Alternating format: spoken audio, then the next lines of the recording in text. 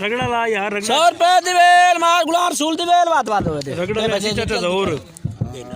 रगड़े ना जरा। अब तो दे तई देना बाकी तई दे सा कोई गल है भला कर चाचा जी मैनू रगड़े वेल मार वसीम दी वेल बात पिछू खलो के रगड़े ना मैनू ते बड़ा रगड़िया सी। वेल बात कोई ना चाचा कोई ना ना रगड़ यार चाचा जी ने रगड़े ना आई देवे ये गल 100 रुपए दी वेल मार जाऊर दी वेल बात हां भाई मार यूं मोल में को नहीं कहता रगड़ रगड़ चंगी ए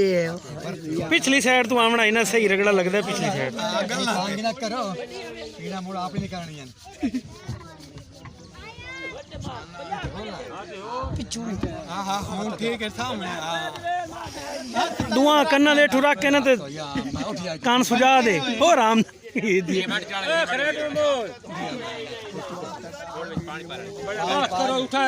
और नहीं नहीं रगड़न दे यार जा इतने को पैसे लगते पड़े टाइम बचाओ टाइम भाई तब पिया सबर का तभी देखा आपने